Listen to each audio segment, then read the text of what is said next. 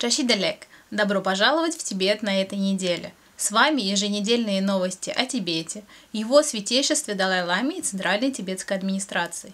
Коротко о главных событиях. Пришло время сделать нашу планету мирной и гармоничной. Его святейшество Далай-лама. Палата представителей США приняла резолюцию о признании подлинной автономии тибетцев. Президент Лобсан Сенге встретился с послом США в Нью-Дели. Спикер и вице-спикер тибетского парламента приняли участие в церемонии поднятия флага перед стартом индо-тибетского велопробега. В докладе Госдепартамента США Тибет представлен как страна, находящаяся под военной оккупацией. Китай не может выбрать следующего Далай-ламу, заявил посол США Браунбек. Декларация, принятая на Женевском форуме, содержит призыв создать специальные механизмы по мониторингу кадров в рамках правления КНР. Член парламента Великобритании выражает озабоченность по поводу этнических чисток в Тибете.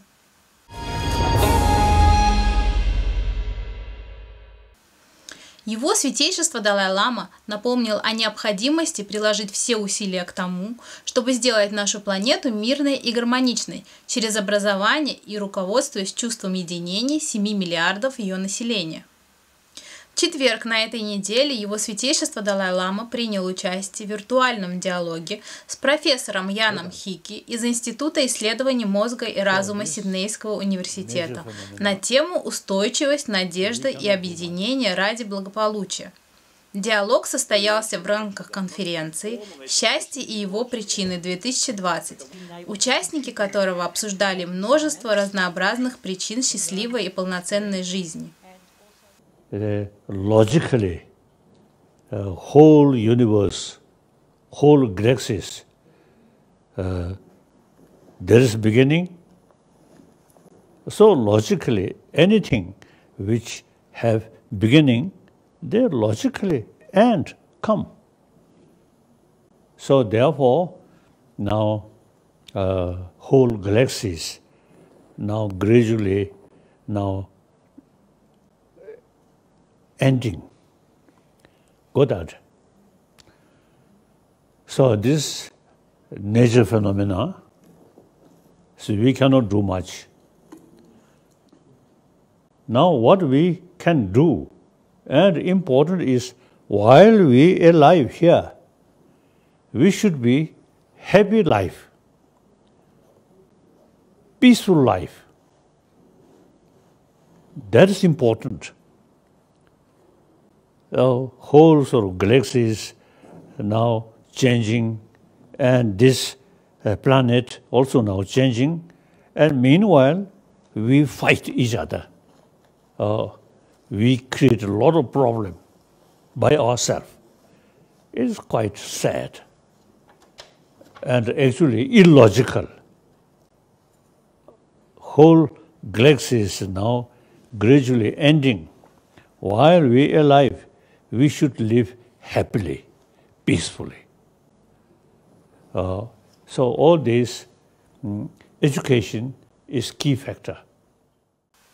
На прошлой неделе Палата представителей США приняла резолюцию, озаглавленную «Подтверждение важности отстаивания подлинной автономии тибетцев в Китайской Народной Республике и деятельности его святейшества Далай-ламы XIV, направленной на продвижение мира, гармонии и взаимопонимания во всем мире».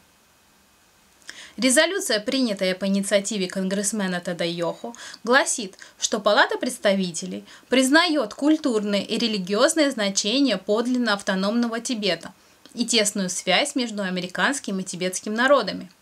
Выражает признательность 14-му Далай-ламе за его приверженность миру и принципу ненасилия, а также выносит определение о целесообразности созыва двухпартийного, двухпалатного форума либо совместного заседания Конгресса или телеконференции, транслируемой для посетителей гостевого комплекса Конгресса США, или же круглого стола для встречи членов Конгресса и его святейшества Далай-ламы с целью обсуждения мирных решений международных конфликтов. CCP is trying to stamp out Tibetan Buddhism and Tibetan way of life, even though Tibet is guaranteed autonomy under China's constitution.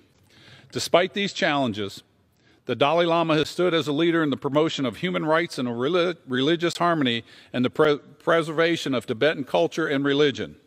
The Dalai Lama's contribution to peace and nonviolence has been revered by the international community and for decades by the U.S. Congress.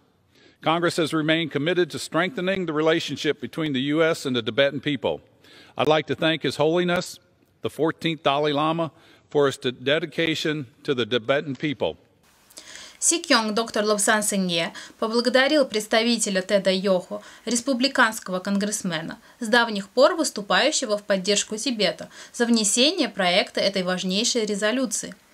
Во время встречи в ноябре 2019 года, в ходе первого этапа поездки Сикьонга по США, член Палаты представителей Тед Йохо подтвердил, что обе партии в Конгрессе поддерживают тибетскую проблему и готовы содействовать выступлению Его Святейшества Далай-ламы перед членами Конгресса на видеоконференции.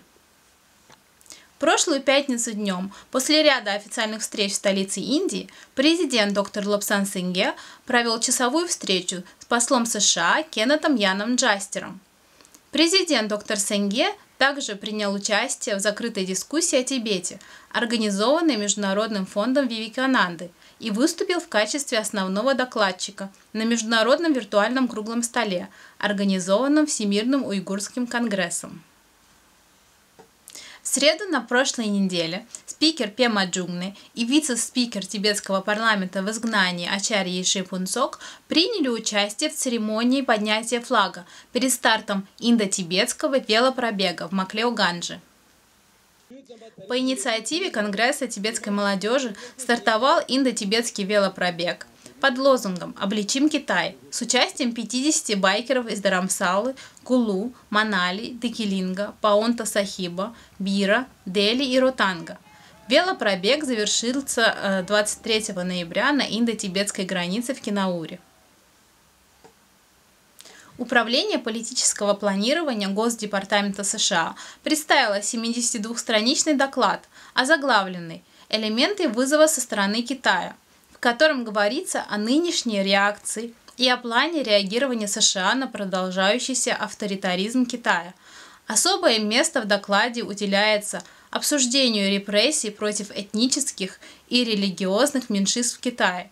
И что самое важное, на странице 42 доклада Тибет представлен как территория, находящаяся под военной оккупацией. Грубо нарушая принципы, изложенные во Всеобщей декларации прав человека 1948 года, Коммунистическая партия Китая продолжает военную оккупацию Тибета, начатую в 1950-х годах, проводит в Синьцзяне жестокую программу по перевоспитанию уйгуров и миллионов других тюркских народов и мусульман, притесняет этнических монголов во внутренней Монголии, автономном районе Китая, и вводит обременительные правила для христиан, которых в Китае около 70 миллионов. В докладе «Элементы вызова со стороны Китая» также обсуждаются репрессии со стороны Китая как против тибетцев, так и против уйгуров и христиан, участников протеста на площади Тяньаньмэнь. Посол США по особым поручениям по вопросам международной религиозной свободы Сэм Браунбек выступил против вмешательства Китая в выборы следующего Далай-ламы, сказав: «Соединенные Штаты поддерживают то, что религиозное сообщество имеет право выбирать свое собственное руководство. Это, безусловно, касается и выбора следующего Далай-ламы». Посол Браунбек выступил на министерской конференции по продвижению свободы религии и убеждений 2020, в ходе которой он высказался о некоторых насущных проблемах свободы вероисповедания в мире, в частности о преследовании Китаем уйгуров, тибетских буддистов, христиан, движения Фалунь-Гуин и других. В прошлом году посол Браунбек посетил Дарамсалу, местонахождение тибетской центральной администрации в изгнании, и его присутствие вселило в тибетцев большую надежду, которые направили жесткое послание Китаю. В декларации Женевского форума содержится призыв к правительствам, а также международным организациям создать специальные механизмы для мониторинга вопиющей ситуации в области прав человека и отчетности о ней, включая нарушение свободы религии или убеждений в Китайской Народной Республике, как на национальном, так и на многостороннем уровнях, как было настоятельно рекомендовано 50 независимыми экспертами ООН 26 июня 2020 года. Выражая серьезную озабоченность по поводу систематических нарушений свободы религии и убеждений в регионах, находящихся под властью Китайской Народной Республики, декларация призвала правительство публично присоединиться к требованию защиты свободы религии и убеждений в отношении всех религиозных групп в рамках правления Китайской Народной Республики и настоятельно призвать правительство Китая воздержаться от вмешательства в права религиозных групп относительно выбора и определения своих собственных религиозных лидеров, таких как реинкарнации Далай-ламы. На прошлой неделе член парламента Великобритании Танманджит Синдхеси в ходе заседания парламента выразил обеспокоенность в связи с нарушениями свободы религии и убеждений в Тибете со стороны Коммунистической партии Китая.